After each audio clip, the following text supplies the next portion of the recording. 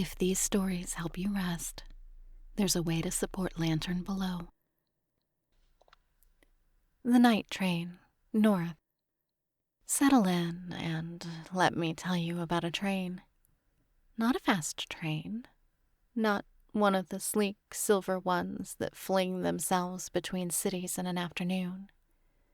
This is the old night train, the one that leaves the coast at dusk and arrives in the mountains at dawn, and takes the whole long night to do it, because the whole long night is exactly what it's for.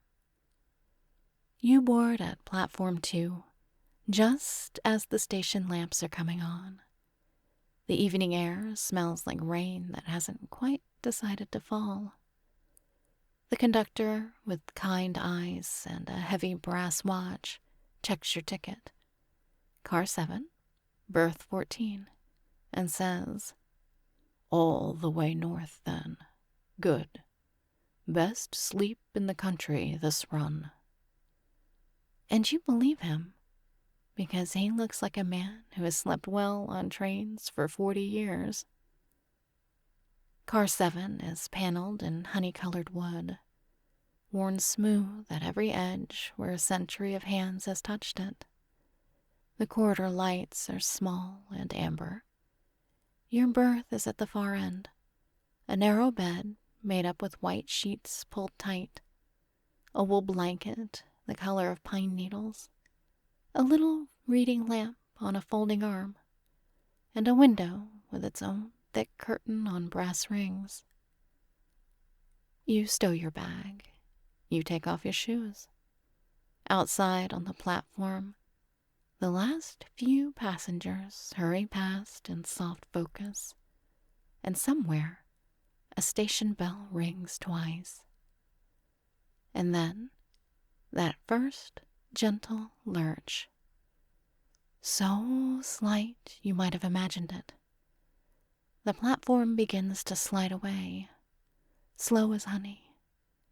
The station lamps drift backward one by one, and the train gathers itself and walks, then strides, then settles into its pace, out through the rail yards and the back gardens of the town, where kitchen windows glow yellow and a dog watches you pass without getting up. The wheels find their rhythm. You know the one.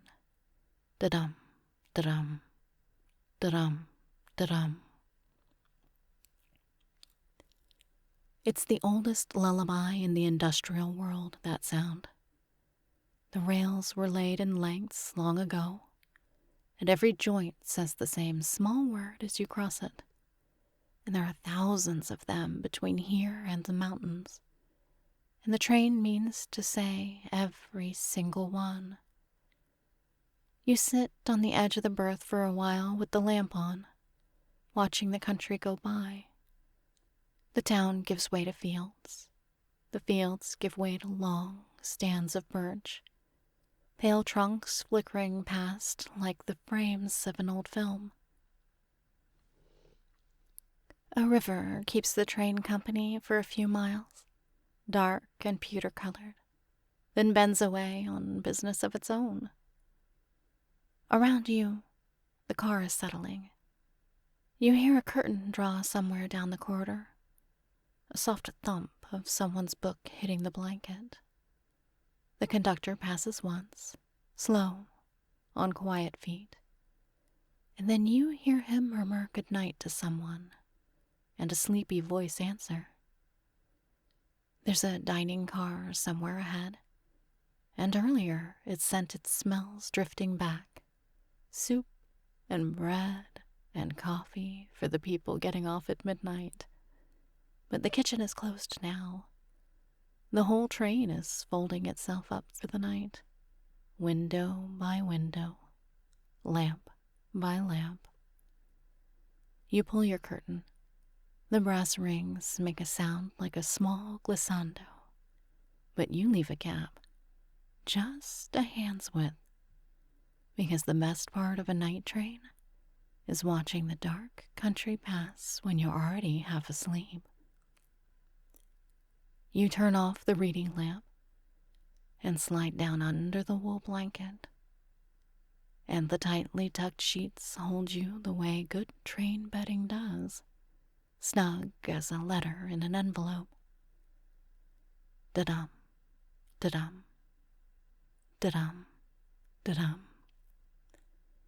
The train leans into a long curve, so gradual you feel it only as a slow tilt of the world, like the whole landscape is banking in its sleep, then straight again, then the deep hush of a forest pressing close on both sides, the engine's sound coming back at you off the trees, then open land again, and the hush lifting like a blanket pulled gently back. Through your gap in the curtain, a farmhouse, one window lit, gone. A crossing, its signal bell rising and falling away in 2 seconds flat. Ding, ding, ding. Gone. A lake, flat as a held breath, with the moon laid down on it like a coin. Gone. Everything out there is on its way to being a memory before you can even finish seeing it. And none of it needs anything from you. The country runs itself. Your only task is to lie still and be carried.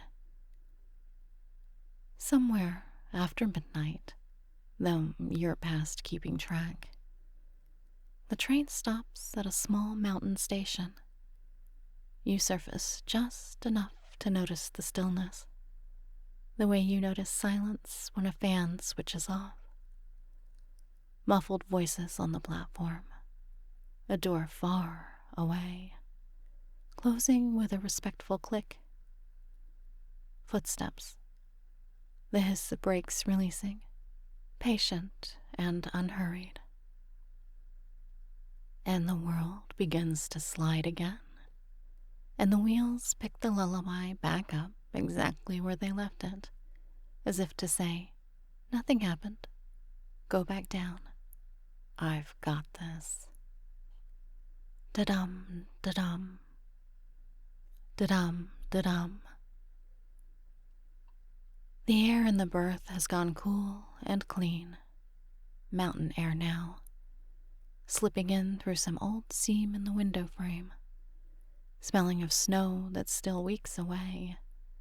You pull the pine green blanket up another inch. Warm inside, cold outside, motion underneath. The 3 ingredients of the deepest sleep there is. The train climbs all night, gently, through valleys you'll never see. It crosses old stone bridges over creeks that have been staying shh since before the rails came. It passes signal lights that blink from red to green just for it, one after another after another. A whole sleeping country quietly making way. And you're long gone by now, carried north in a warm berth in a honey-colored car. One small lit thought in a long dark train of sleepers. All of you breathing slow, all of you held down by the same old rhythm. Da-dum, da-dum, da-dum, da-dum. Morning is far away, and it will smell like coffee and cold pine, and the mountains will be standing at the window when you wake. But that's morning's business. Sleep now. The train knows the way.